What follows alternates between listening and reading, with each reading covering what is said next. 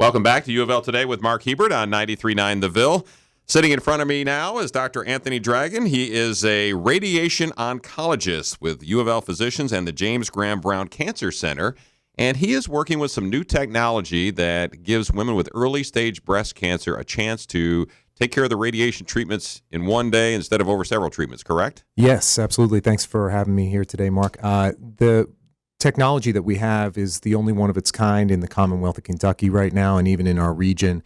And what it's allowed us to do is to give a lot more women access to radiation therapy services by accelerating the radiation and delivering it at the time of the lumpectomy for her breast cancer.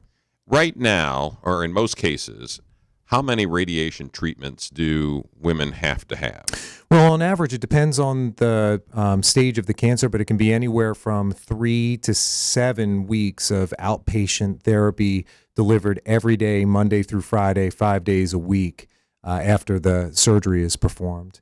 And the nice thing about this technology is that in a lot of these cases, all of that rigmarole and inconvenience of coming back and forth for treatment after surgery can be completely replaced by delivering it at the time of the lumpectomy. One time, one treatment. It adds about 15 to 20 minutes on to the operation and requires some coordination between myself and the breast surgeon. But we've been doing it now for the last couple of months, and the process is going very well.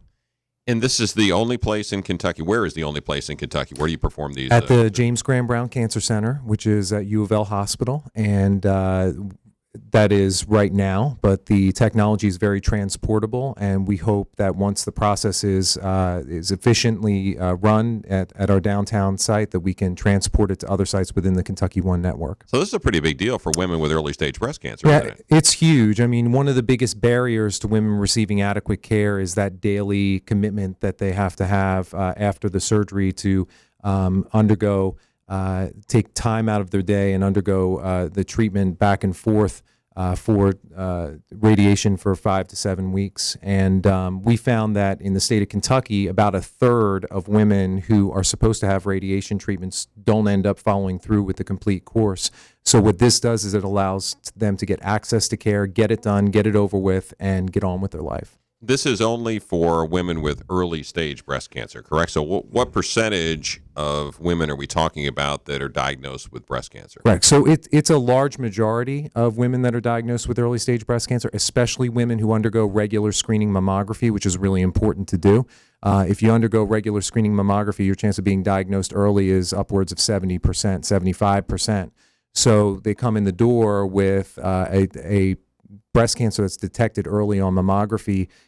They've had a biopsy, and then we can start talking to them about how to do the surgery and how to do the radiation. We're talking with Dr. Anthony Dragun, who's a radiation oncologist with UofL Physicians and the James Graham Brown Cancer Center, and we're talking about some new technology, basically, that gives women who have early-stage breast cancer a chance to take care of their radiation treatments in one sitting at the same time, correct? Right. And the best part about it is that there are very few side effects to this treatment, if any side effects at all. There's no additional chance of any complications from the surgery, and the side effects with traditional breast radiation, which are radiation rashes and perhaps burns, those are all eliminated with this technology. So in the appropriately selected patient, this is not only a convenient treatment, it's a treatment with less side effects. not to get too technical, because I won't understand what you're talking about because I'm not smart enough, but what is the technology and the difference between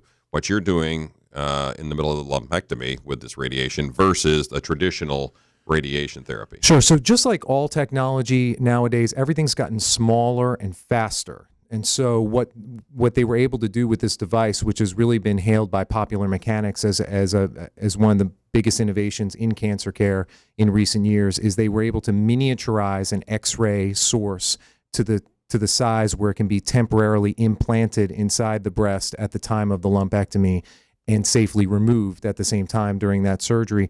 And it can be transported to different operating rooms, and it requires very little shielding or special construction in an operating room. So it's transportable, it's convenient, it's small, it's fast, it's easy. It's all those things that we take for granted with our communications technology, our computer technology in cancer care. And I read the news release, and it's something also about that this works internally. The radiation works internally instead of from the external in or something. So Correct. Try and explain that. So with traditional radiation, you're treating with X-ray therapies that pass through the breast, and you're trying to target the area from the outside in. And so you end up passing through a lot of normal tissue that may not need radiation treatment in order to get to the tissue that needs the radiation treatment. With this technology, though, you're in the operating room. The cancer has been removed, and the area that's at highest risk for cancer recurrence is right there, and it's exposed, and you can see it. So you implant this radiation source temporarily right there at the site at highest risk, and you can see it, and you can direct it right there in the operating room. And so it really is the most focused and accurate way to deliver radiation. Again, we're talking with Dr. Anthony Dragun from the UofL James Graham Brown Cancer Center and UofL Physicians. You said you've been doing this for about 2 months, using this machine for about 2 months. And how many women have you It's been about a dozen women so far, but this is a technology that we were looking at years ago when it was first developed in Germany. And we went over to Germany, a group of us from the Brown Cancer Center, back in 2009 when the technology was kind of in its infancy. And there were some clinical trials that were going on at that point in time. And it was not ready for prime time, to be honest with you, at that point in time. It took a little too long to deliver. It took up to 40 minutes to deliver the radiation, which really doubled the time of a lumpectomy. But over time, two things have happened. The technology's gotten faster, it's gotten cleaner, and those clinical trials have matured now, and it's shown that this, in certain select patients, can replace that 5-week course of radiation and be safely done, and the outcomes and the chance of them being cured is the same. What's been the reaction of the dozen or so women and their families to this process? Well, it's a life changer. I mean, many of the women that we've treated, and many of the women that we've treated, even before this, they cite the daily commitment of a month and a half of outpatient radiation as a major inconvenience and a major barrier for them getting adequately treated. They either have work commitments, or they're elderly and they don't drive themselves, or they have to take care of other family members. And even though an outpatient radiation treatment only takes about 15 minutes, if you live a half hour, 45 minutes away from the cancer center, your daily commitment can be up to 2 to 3 hours a day.